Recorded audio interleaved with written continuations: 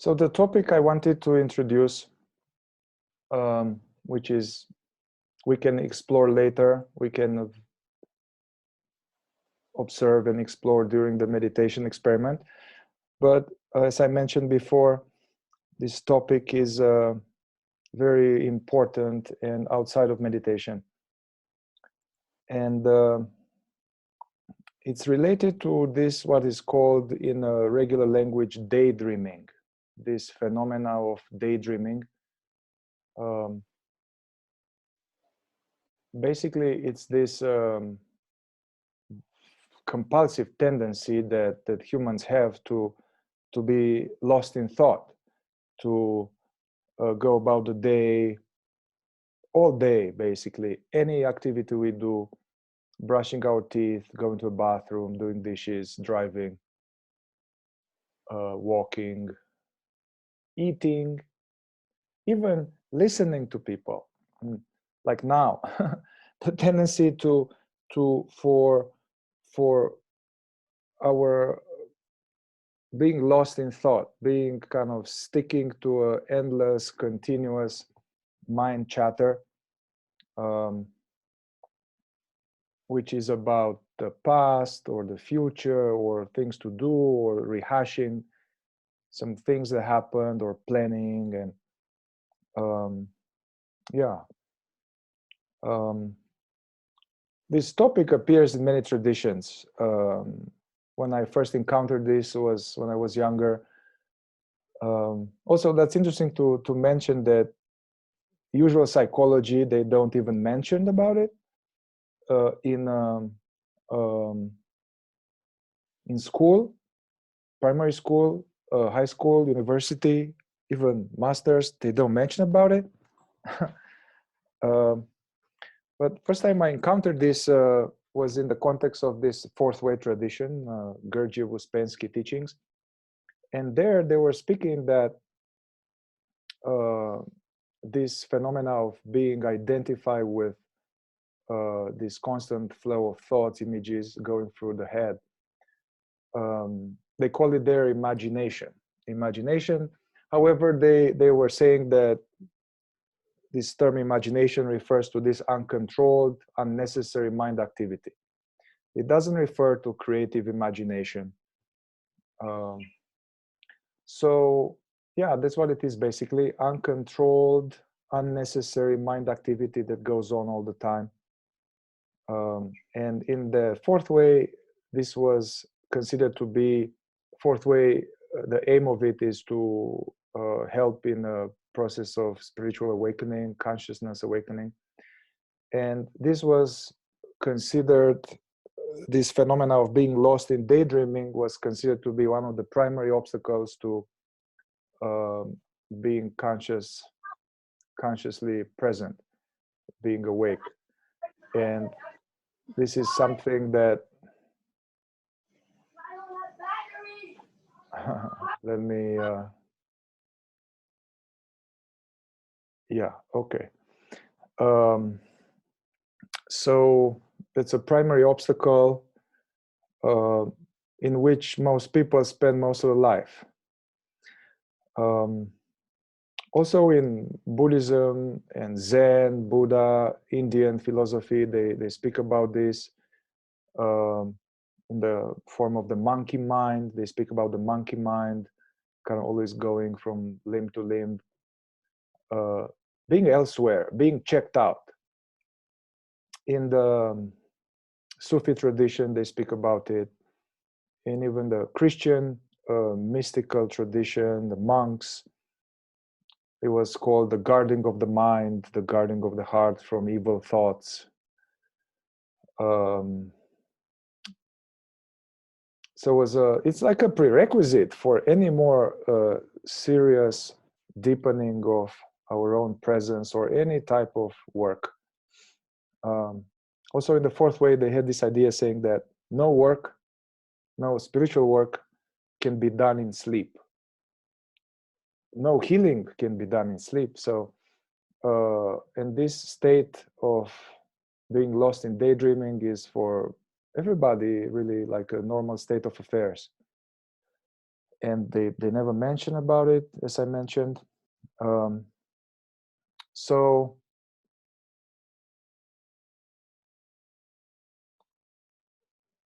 it's important to, for any serious spiritual practitioner, regardless of the path or methodology, this phenomena spreads across all paths. It's a universal phenomena of being checked out. Sometimes it's called the disease of tomorrow, although, you know, sometimes we are lost in the past.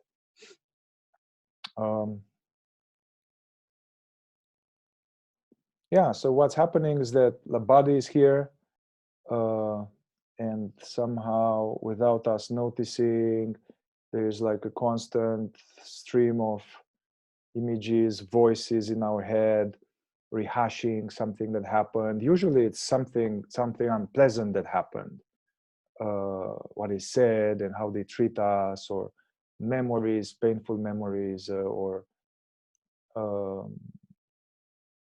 as well as kind of all this going into the future, kind of planning, trying to control. To it's somehow the present is disregarded. The present moment is not, somehow it seems less important from this state of affairs than the past or the future, which actually are not here. So in the Sufi tradition, they speak about this as the veil, you know, this constant, it's like a veil covering the face of the beloved. Usually we're not aware of it. We become more aware of it when we start meditating. We are kind of realizing, wow, man, it's all this constant chatter all the time. But it's happening outside of meditation. So it's important to become aware of this, and to do the best we can to diminish the time we spend checked out, asleep. It's like a state of being asleep, like a walking zombie. And there are all kind of methodology, all kind of exercises, alarm clocks to snap out of it. I mean, first of all, being informed about this, that's important. And as we are informed, we start to see it more and more. So the way to go is to realize what's happening, and then as soon as we catch ourselves somewhere else, the mind somewhere else, we have the ability to just snap out of it and come back to what is real, coming back to where life is in the present moment. This being said, we can come back, and right away it happens that some other train of thoughts, the same thing happens over and over again. So it's important to kind of reaffirm coming back to the present, and keep bringing ourselves back. Something that one reason why we are checked out like this is that there's no attention in the present moment. There's absence of attention. So what helps is that once we come back is to engage our interest and attention to something that is here, like hearing, seeing, being aware of the body, being aware of feet on the ground, being aware of the breath. All this can be used as non-conceptual anchors in the present.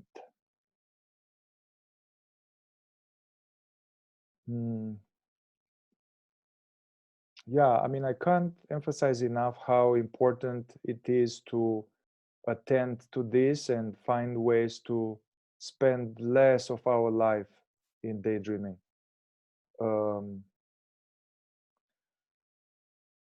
Not only that it blocks any real, spiritual development, but also is a big source of agitation, anxiety, unnecessary suffering. Eckhart Tolle teaching, you know, the power of now. It's very much addressing this a lot, and the necessity to come back over and over and become more interested in our life, in the present moment, than in this fantasizing. It's almost like we are here on this planet, and we can see it's like some kind of ultimate adventure park, and we are not attending to the adventure. You know, we are always somewhere else. Now, since most people, I mean, I'm talking generally, there's no training around that, and nobody pointed out, or it seems so normal. Then it becomes even more turbulent when we have some friction. Let's say something happens, our boss tells us something, or the girlfriend leaves, or let's say some type of suffering happens. Then what happens is that there is some kind of inner emotional stirring, inner reactivity, and then our pain body, as Eckhart Tolle talks about. I like this concept of pain body. Pain body is the accumulation of pain from our childhood, from our life, from the accumulation pain of transmitted from our parents, from our ancestors. There's a collective pain of the nation. There's all this, that somehow it's stored there in the field of consciousness, and whenever something happens, it gets activated.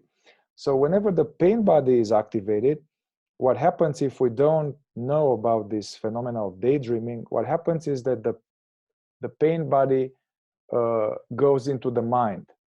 So we have lots of thoughts, endless thoughts about that thing that happened, you know, and seemingly the mind is trying to figure out, the mind is trying to solve it, but the actual work, or the actual pain, is at the emotional somatic level. And what happens that we don't even have a chance to address it, because we are caught in the mind. And then what happens is that we milk more fresh pain body juice by having more and more thoughts about that particular situation. And as we have more thoughts in that situation, we have more tightness, more contraction, more feeling. As we have more feeling, we have more thoughts. So there's this loop, vicious loop between thoughts and feelings. Fortunately, modern psychology kind of noticed that, and they speak about that. However, it's very hard to do anything about that when there's turmoil and waves, if we are not having some basic training about that when it's stable and calm. This idea that how can you learn to swim during a storm when you're thrown overboard, when you haven't done laps in a swimming pool, you know?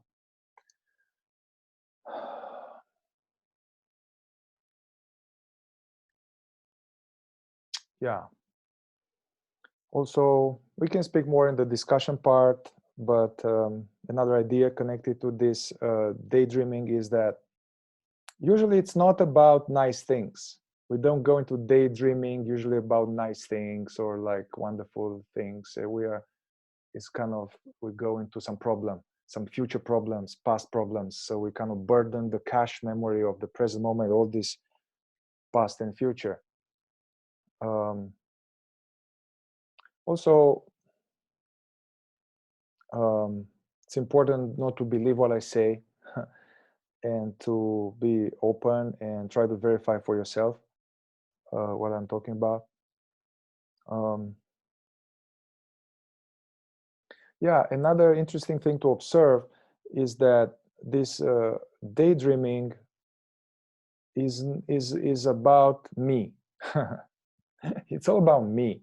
There's always a me in the past and me in the future, and actually that me that it refers to, it's actually the ego. So the ego meaning the mind-made sense of self, the story, the chronology. The fourth way is called the false personality, with which we identify, keeps perpetuating itself in this constant daydreaming about me.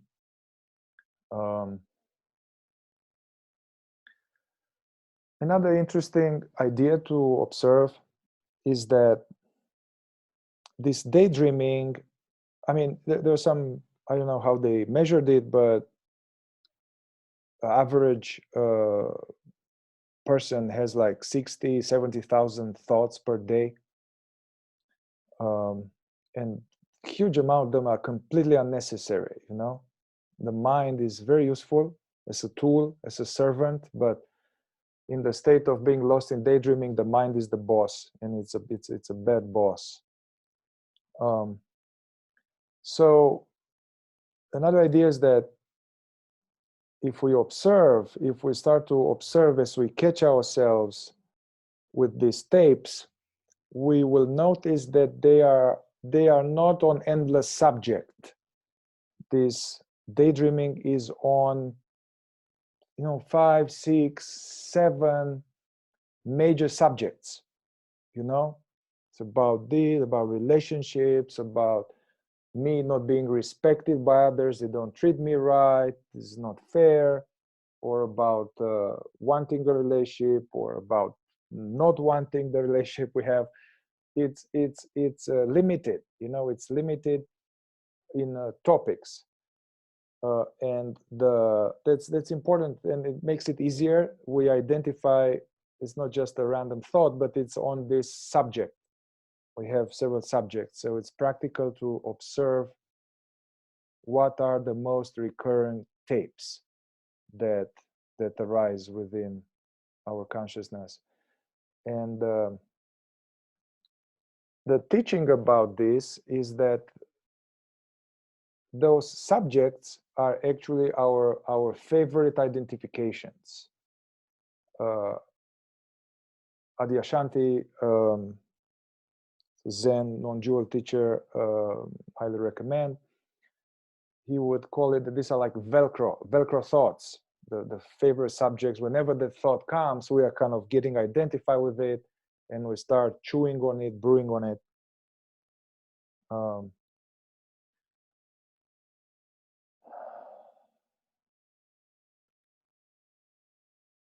right, now we are going to go into some awareness experiment meditation soon, and we'll have a chance to notice that. Another thing to know is that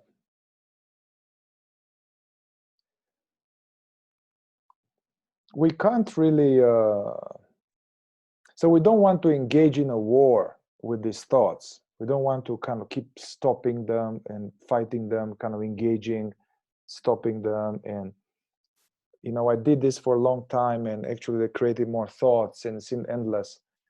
It's more like the idea is to notice. So we can't prevent them from arising. You know, we can't prevent thoughts from arising, and the aim is not to delete thoughts. This is not possible. There's nothing here that can delete thoughts or prevent them from arising. The aim is not to have thoughts. The aim is to become aware of the arising of thoughts and not going along with them, not sticking to them. And because what happens is that like a thought arises, and if we are not conscious, then this thought connects to another thought, and becomes a whole big story. So the idea is to catch these thoughts as they arise, to notice them, but not go along with them, and be fully present in the here and now. You know, and each time we find ourselves lost in thought, we can notice and come back to the present.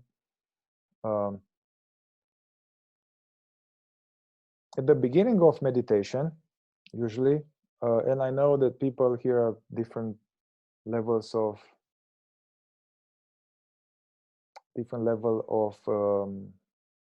experience with meditation or with consciousness, so it might not apply with everybody, but for most people, as soon as we start engaging in meditation, we're just thoughts all the time.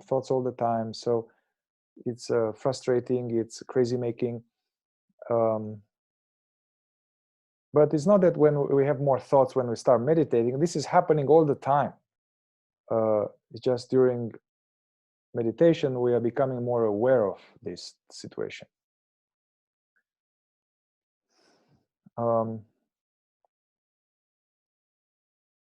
Coming back to meditation, if this is the state of affairs where, and it's for most people, it's just full of thoughts. So if this is the state of affair, it helps at the beginning of meditation to focus the attention on something steady, something stable, steady, that is in the present. That's why many meditation techniques, they encourage to be aware of the breath, to be aware of the intake of air, the nostrils. This doesn't work with people with beards so well. Or to become aware of the rising and falling of the belly, the movement of the breathing. So this is like a trick to focus the attention on something else. So we have some attention. Usually there's no attention. So that's why we are drifting. So we're focusing on something else, on something stable, on the breath. And this gradually slows down the thought flow. In Zen, they even have this technique that it's worth trying sometimes. They say to follow the breath and to also count each breath, like 1, 2, and not allow ourselves to drift away between one breath and another. And we, of course, the number 1 or 2 or 3, it's a thought, but this is like it's more useful. Somehow we keep each other on track. You know, we are some kind of keeping on in the present. So the exercise, which is useful to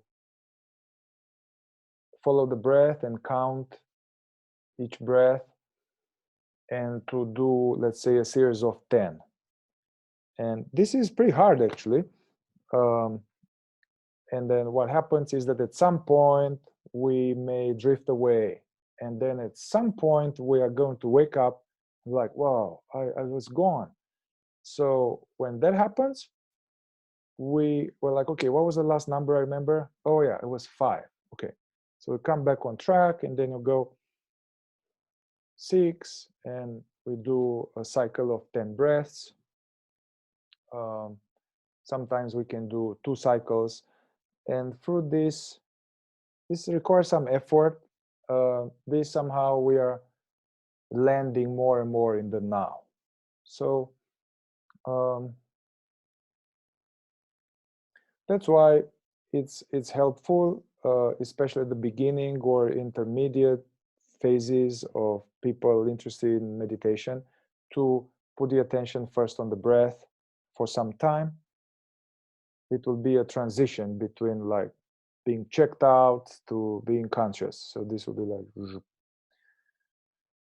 I personally don't recommend to stay with this all the time, like to staying with the breath all the time, being aware of the breath. This becomes like a straitjacket, and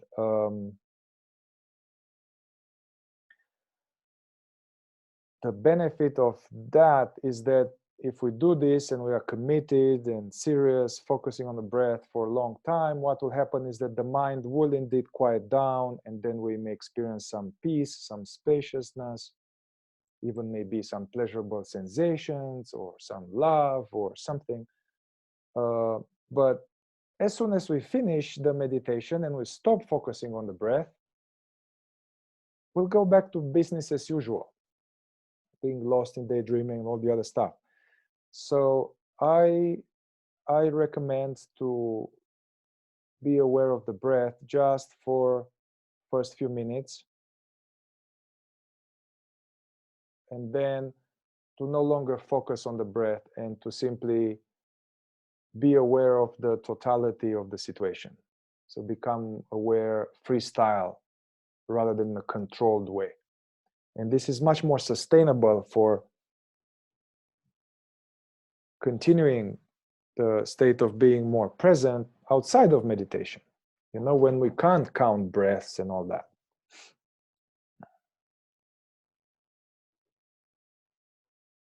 I think that's enough information from now, and we can discuss this later. So let's begin our meditation experiment.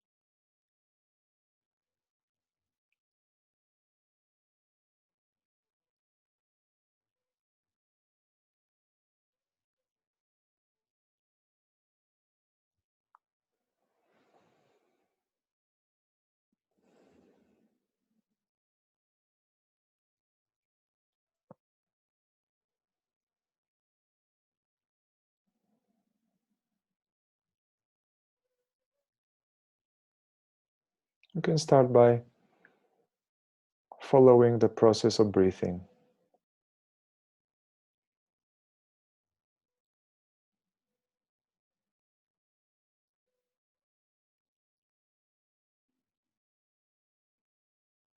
And as thoughts arise, as they will,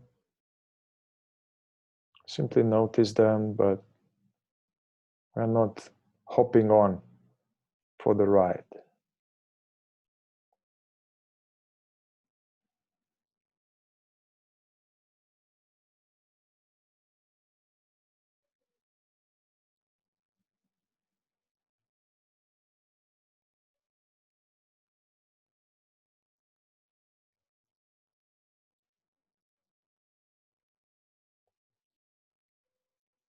Using the breath as a non-conceptual anchor in the here and now.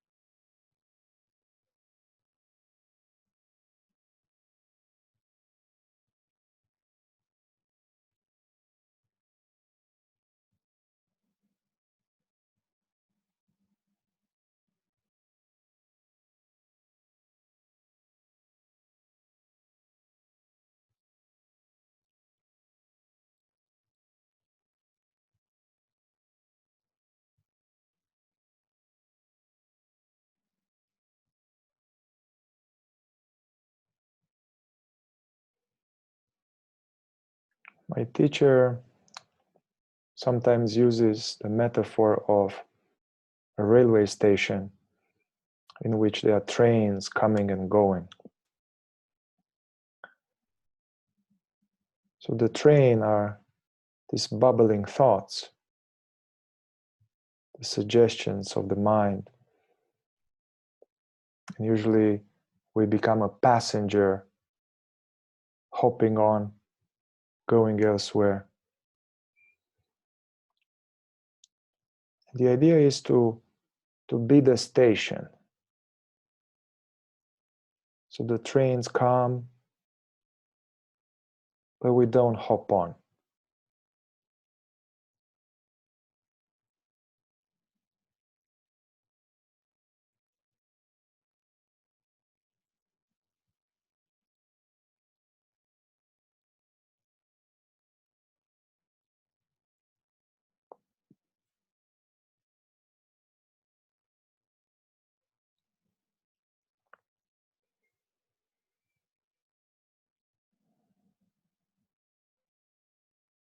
For some of us, the mind may already be pretty clear and quiet. And even my words may be unnecessary here. If that is the case, you don't even have to listen, just like sounds.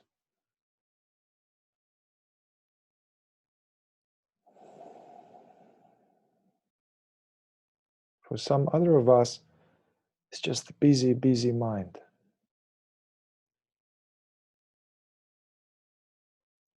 If that is the case, just keep coming back to the breath, the belly.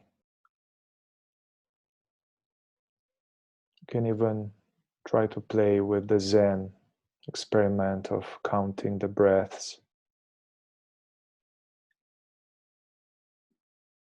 Maintaining this relaxed alertness.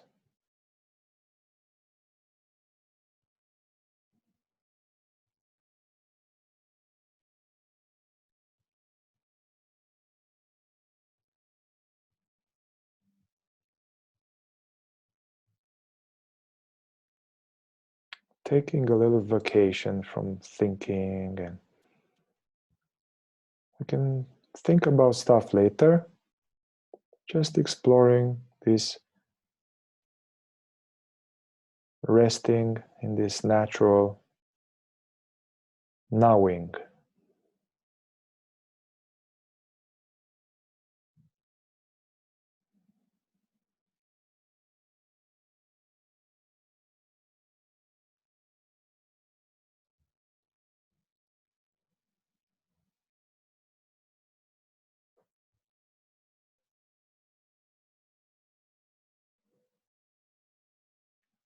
And whenever we notice that we already been taken for a ride, we can right away notice it, come back. Don't waste any time in being upset with yourself or being like, oh man, come on, you did it again. It's another thought.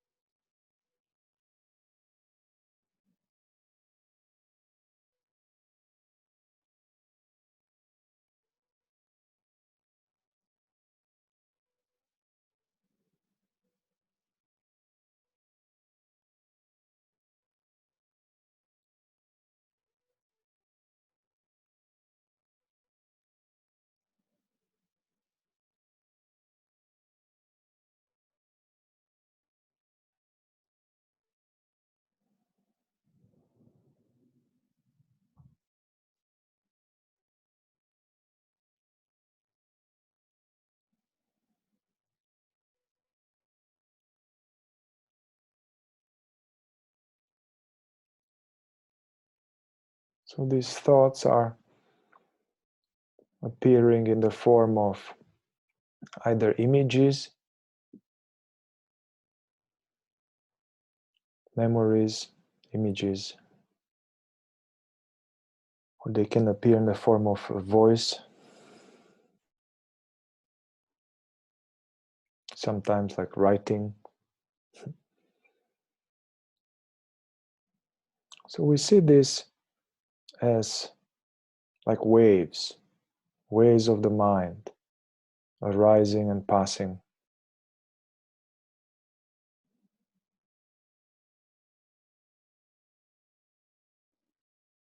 We let the waves be the waves, but we don't jump into the waves.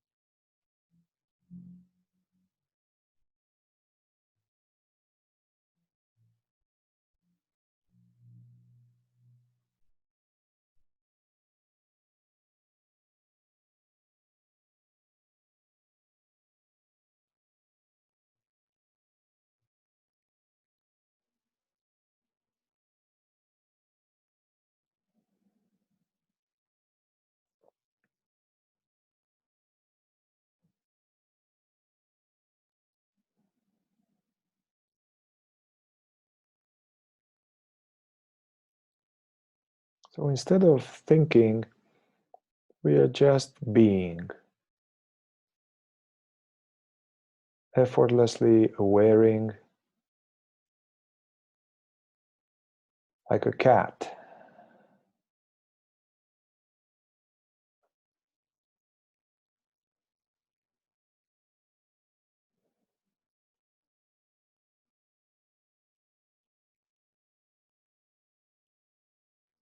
And we may notice, especially those of us whose mind is more quiet, can notice the actual phenomena of the arising of thought. Like first there is nothing, it's just isness, just being, and all of a sudden something bubbles up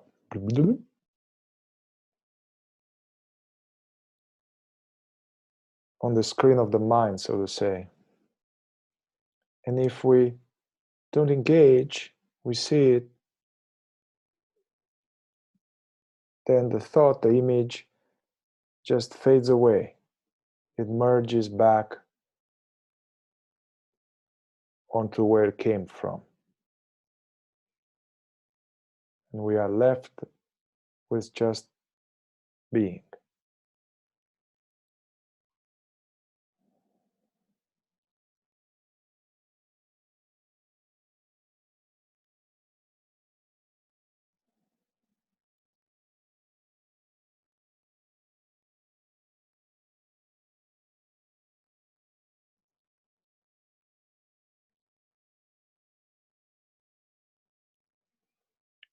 An interesting exercise from the tantric tradition is to notice the disappearance of thoughts,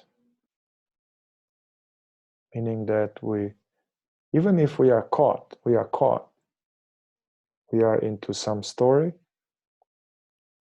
and then that story kind of comes to an end and it fades away. So noticing how the thought merges back onto the background from which it appeared.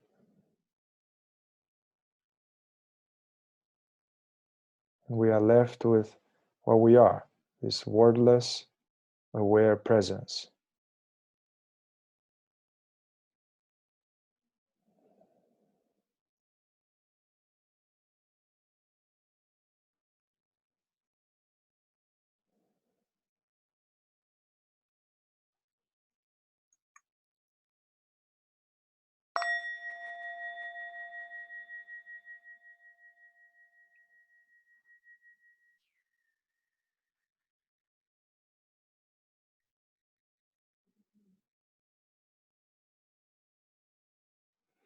We can now let go of focusing on the breath. So we relax the attention, like open the aperture of attention like a camera. So we don't have just a narrow focus. And we're simply noticing the totality of the now experience.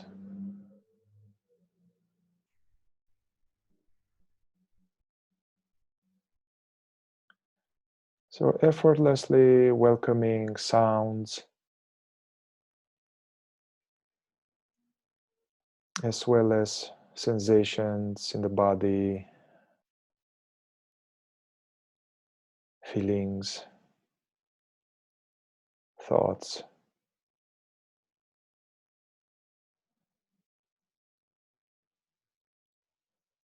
Being present to what is.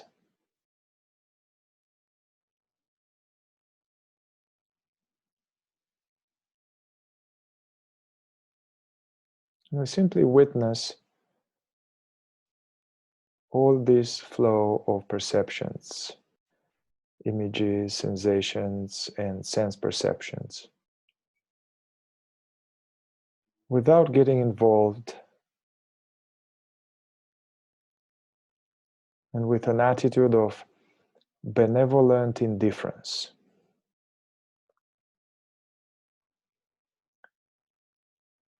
Benevolent indifference means that,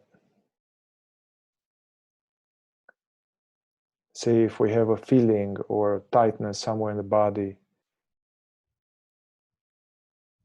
we fully allow it to be without trying to get rid of it, to change it, without trying to figure out.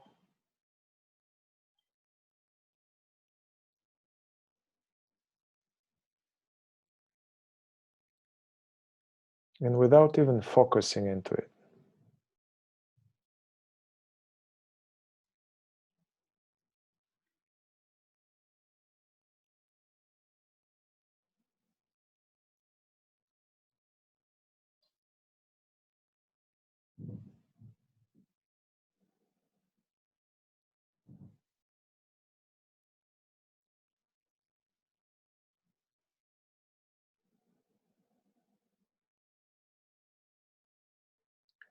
Whenever we catch ourselves that we drifted elsewhere, we gently bring ourselves back to the here and now presence.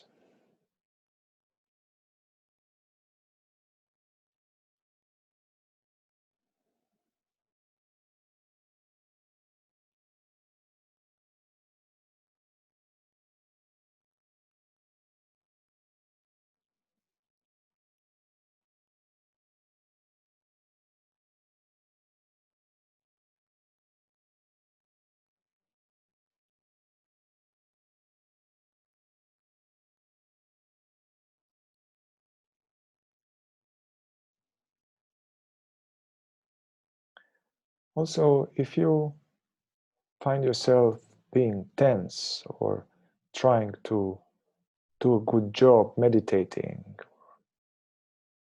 just drop it. Drop it. Let go of any effort, spiritual effort,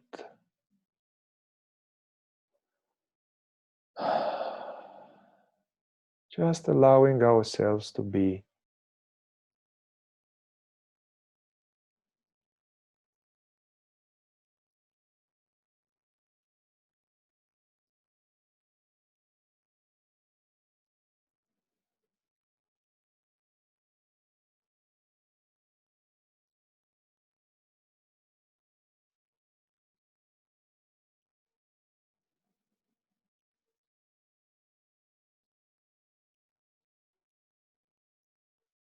And keeping this relaxed, alert, open attentiveness, not focusing into something in particular.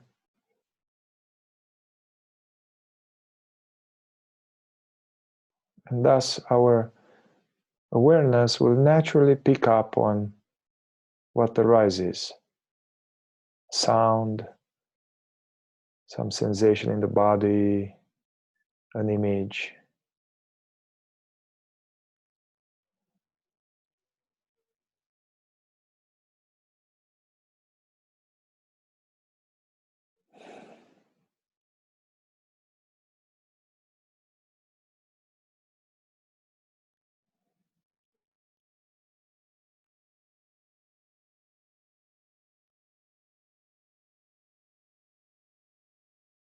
Nowhere to go, nothing to attain,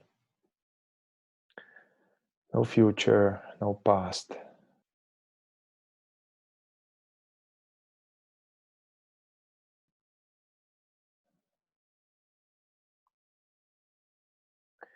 And notice this quality of inner spacious silence within.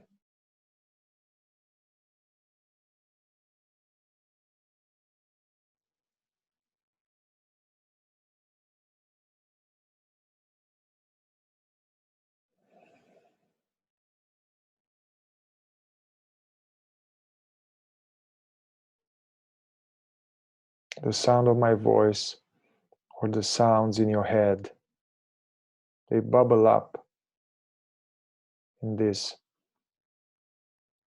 invisible, aware background of aware silence.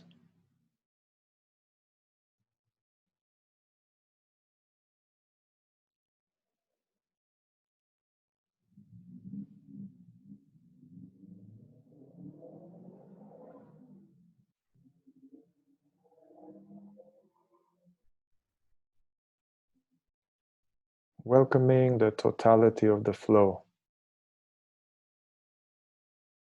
without getting involved in any way.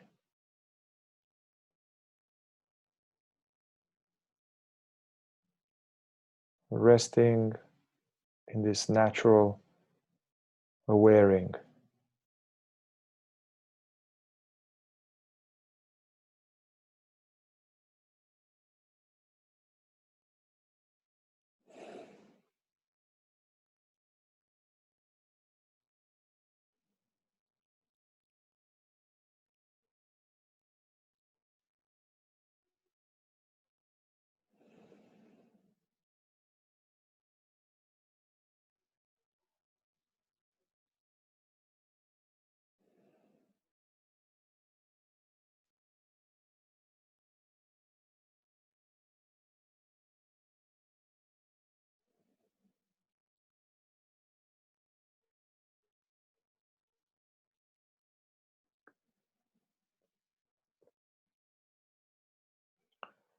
So what may happen, whether we are aware of it or not, is that instead of our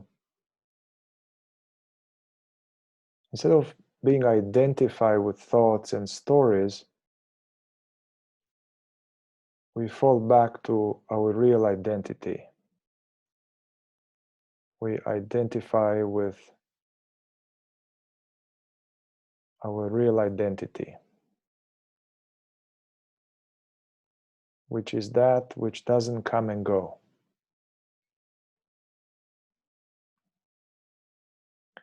That whatever it is, which now hears, senses,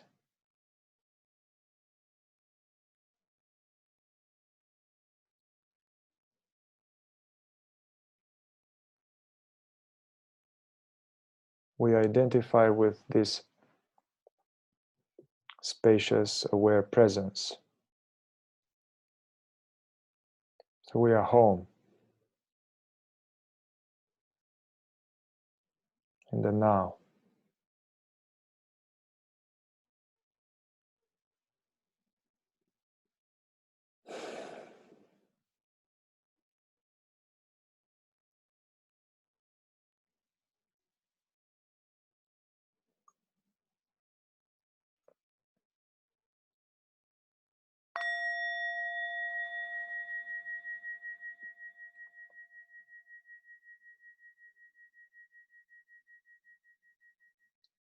We are still continuing this meditation experiment. But we can now gradually allow for the eyelids to open. Take your time, allowing your presence to open the eyelids.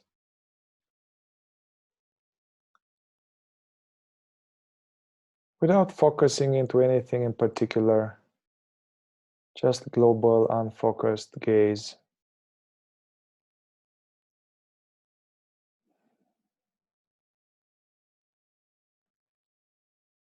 Where we continue to remain relaxed, present, just like before.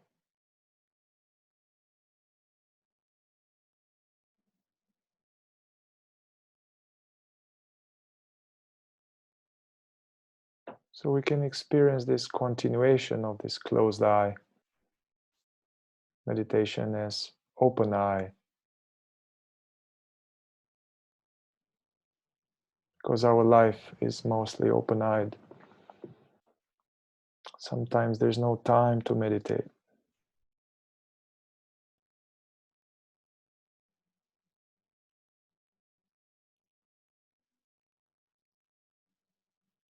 We can even glance around or allow the camera, the head, to pan out.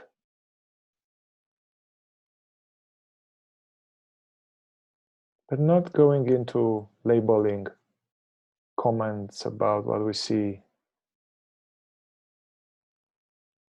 It's more like a child. That's how kids are. No meditation training. They are naturally present, curious, open.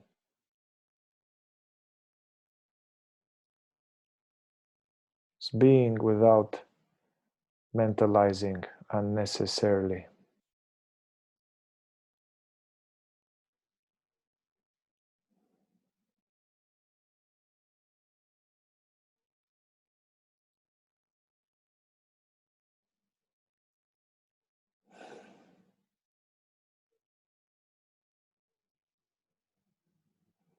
And notice how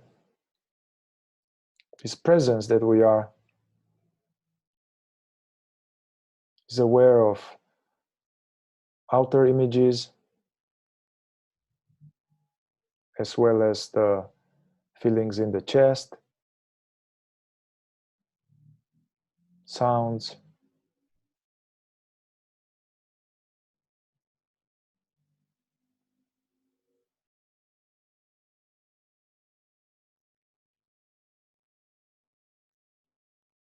being present to the so-called outer world as well as the inner world at the same time.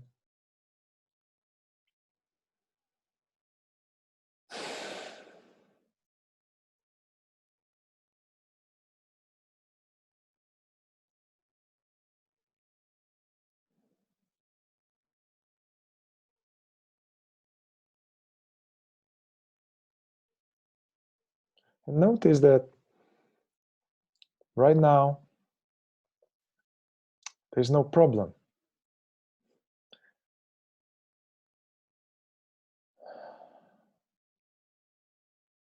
Problems are only when we engage with some thoughts about the past or some future. Right now, there's no problem.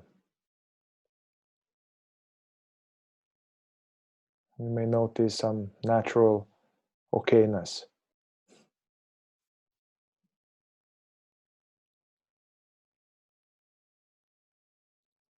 natural peace.